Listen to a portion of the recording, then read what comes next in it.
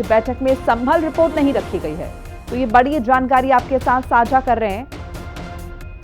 आज योगी कैबिनेट होनी थी राजधानी लखनऊ में और बैठक खत्म हो गई है और कैबिनेट बैठक में 16 प्रस्ताव रखे गए, 15 प्रस्तावों पर मुहर लग गई है। हालांकि संभल रिपोर्ट आज बैठक में नहीं रखी गई है। विजन डॉक्यूमेंट तैयार हुआ है विभागीय स्तर पर। इसके साथ सुझाव के लिए तमाम तरह के QR कोड्स जो हैं वो लगाए जा रहे हैं। अलग अलग स्तर पर अगर हम देखें तो किस तरीके से विकास कार्यों को जो है अंजाम दिया जाए, इसे लेकर बैठक हुई है।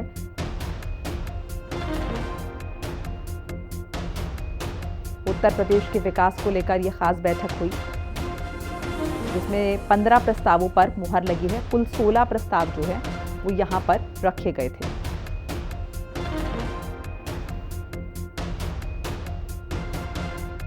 तो उत्तर प्रदेश से बड़ी जानकारी आपके साथ साझा कर रहे हैं। आज योगी कैबिनेट की बैठक हुई है। महत्वपूर्ण ये बैठक बताई जा रही है प्रदेश के विकास के लिहाज से। अरुण के बीच ये भी बताते चले कि इस बैठक में कुल 16 प्रस्ताव रखे गए थे। ज्यादा जानकारी के लिए विक्रम सिंह राठौर जुड़ चुके हैं मेरे साथ, मेरे सहयोगी। विक्रम, बैठक खत्म हो चुकी है योगी कैबिनेट की और 16 प्रस्तावों का जिक्र हो रहा है, 15 पर मुहर लग गई है। कौन कौन से ये प्रस्ताव रहे? देखिए, 15 प्रस्तावों में अगर मुख्य तौर पर बात की जाए तो बड़े स्तर पर उत्तर प्रदेश में जिस तरीके से लगातार आउटसोर्सिंग के जो कर्मचारी हैं वो सरकार से मांग करते थे कि कई जगहों पर उनके वेतन में अनियमितता होती है। जिस तरीके से जो वेंडर्स होते हैं जो हायरिंग करते हैं संविदा कर्मचारियों की, आउटसोर्सिंग के कर्मचारियों की, उनमें कहीं ना कहीं जितना वेतन उनको मिलना चाहिए वो वेतन नहीं मिलता है, उनका PF टाइम से जमा नहीं होता है। तो उसके लिए भी बड़ी नियमावली उत्तर प्रदेश सरकार ने बना दी है, जिसके तहत अब साफ तौर पर उत्तर प्रदेश सरकार पूरी तरीके से जो जेम पोर्टल के द्वारा वेंडर्स का सिलेक्शन करेगी। वेंडर्स उसके बाद पेपर लेंगे, इंटरव्यू होंगे जिनका भी सिलेक्शन किया जाएगा और उसके बाद जो सैलरी है आउटसोर्सिंग वालों की वो सीधे उनके अकाउंट में जाएगी। किसी भी तरीके से वेंडर्स के पास किसी तरीके का कोई भी पैसा कर्मचारियों का नहीं जाएगा। जो वेंडर्स का जो कमीशन होता है वो उत्तर प्रदेश सरकार सीधे वहन करेगी और उसको साफ तौर पर उत्तर प्रदेश सरकार ही वेंडर्स को देगी।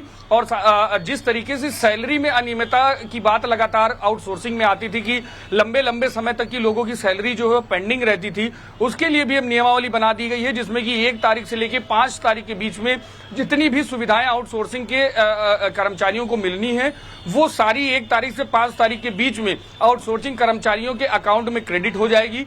और साथ ही साथ तारीख भी तय कर दी गई है कि 1 से 5 तारीख के बीच में ही सारी सुविधाएं उनके अकाउंट में आ जानी चाहिए। वहीं पर इसमें अब आरक्षण की भी व्यवस्था कर दी गई है।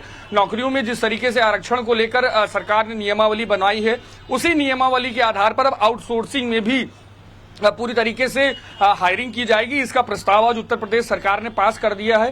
साथ ही साथ दूसरा एक बड़ा प्रस्ताव है जिसमें कि इलेक्ट्रॉनिक कंपोनेंट मैन्युफैक्चरिंग नीति के प्रस्ताव को आज उत्तर प्रदेश सरकार ने मंजूरी दे दी है।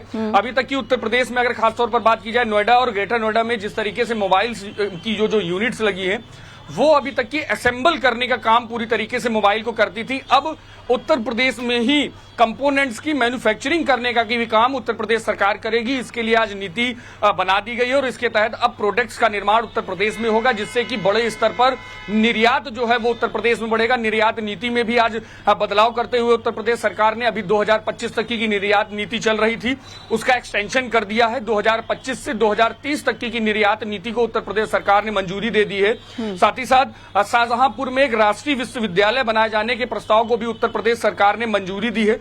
कई ऐसे प्रस्ताव हैं लगभग उत्तर प्रदेश सरकार ने आज इसको पास किया है। 15 प्रस्ताव हैं जिनको पास किया गया है और साफ तौर पर है कि इससे उत्तर प्रदेश के जो विकास है और GDP को लेकर जो लगातार योगी सरकार लगातार काम करती है उसमें बड़े स्तर पर गति मिलेगी। बहुत बहुत शुक्रिया विक्रम सिंह राठौर, आपका तमाम बातचीत जानकारी के लिए। बहरहाल यूपी में